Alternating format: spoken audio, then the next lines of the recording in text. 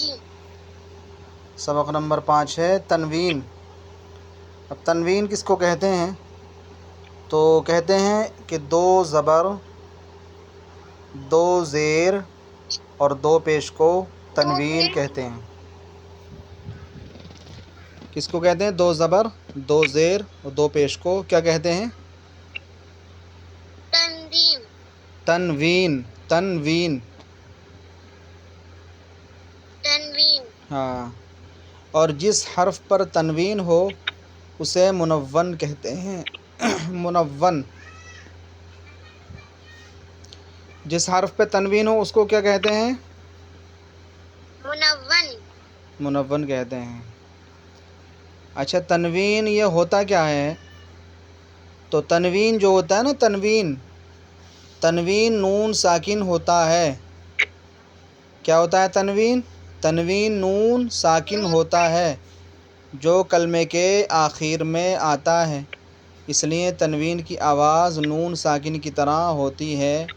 جیسے حمزہ دو زبر ان برابر ہے حمزہ نون زبر ان کے، حمزہ دو زیر ان برابر ہے حمزہ نون زیر ان کے، حمزہ دو پیش ان برابر ہے حمزہ نون پیش ان کے۔ کیا مطلب؟ اب ہم نے پڑھا حمزہ دو زبر ان اور ہم نے پڑھا حمزہ نون زبر ان، تو دونوں کی ساؤنڈ ایک جیسی ہے نا؟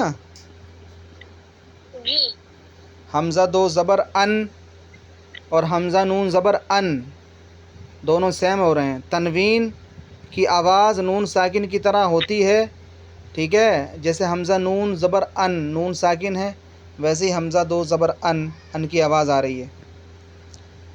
تو یہ سیم ہی ہوتے ہیں، تنوین اور نون ساکن کی آواز ایک جیسی ہوتی ہے، ٹھیک ہے؟ جی لیکن اس میں ڈفرینس بیٹا یہ ہے کہ تنوین جو ہوتی ہے وہ کلمے کے آخر میں آتی ہے، کلمے کے لفظ کے آخر میں۔ جیسے ایک پورا لفظ بنا ہوا ہے نا، جیسے آہا، آہا دن، تو وہاں پر حمزہ زبر آ، جیسے یہ ہے پر ہیں، یہ ہم نے بنایا آہا دن، تو یہاں پر تنوین لاسٹ میں آئی، یہ دال پہ۔ دال کون سا کلمہ ہے؟ لاسٹ والا کلمہ ہے نا، لاسٹ والا حرف ہے آہا دن۔ تو تنوین جو ہوتی ہے وہ کلمے کے آخر میں آتی ہے، لیکن نون ساکن جو ہوتا ہے وہ بیچ میں بھی آ جاتا ہے۔ جیسے یہاں پر ہم نے یہ لکھا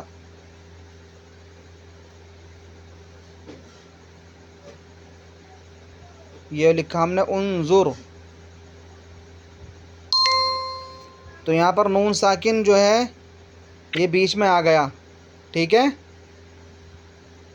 جی لیکن یہ جو تنوین ہے نا دو پیش، یہ بیچ میں نہیں آ سکتا ہے کبھی بھی، یہ کلمے کے آخر میں ہی آئے گا۔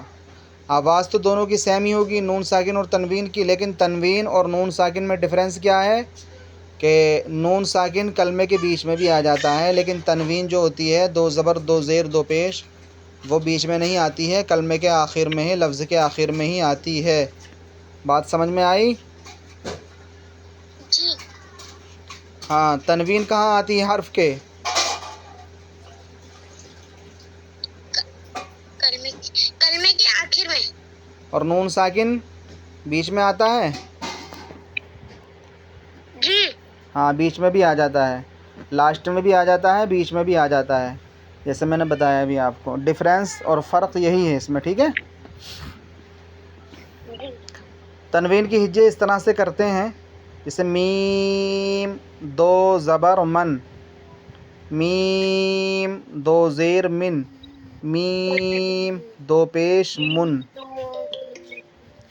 ٹھیک ہے؟ اب دیکھو میم کے آگے الف ہے، یہ تو اس میں بتا رہے ہیں کہ زبر کی تنوین کے بعد، زبر کی تنوین کون سی ہوئی؟ یعنی دو زبر کے بعد میں کہیں الف اور کہیں یا لکھا جاتا ہے، ہجے کرتے وقت اس کا نام نہ لیں، ٹھیک ہے؟ دیکھو تا پہ دو زبر ہیں، دو زبر کے بعد میں الف، اس کو نہیں پڑھیں گے ہم، اس طرح نہیں پڑھیں گے، تا الف دو زبر تن نہیں پڑھیں گے، بلکہ تا دو زبر تن پڑھیں گے، ایسے یہاں پر تو دو زبر تن، کہیں الف اور کہیں یا لکھا آتا ہے، جیسے یہاں پر یا لکھا ہے تو یا کو نہیں پڑھیں گے، صرف دال دو زبر دن پڑھیں گے، ٹھیک ہے؟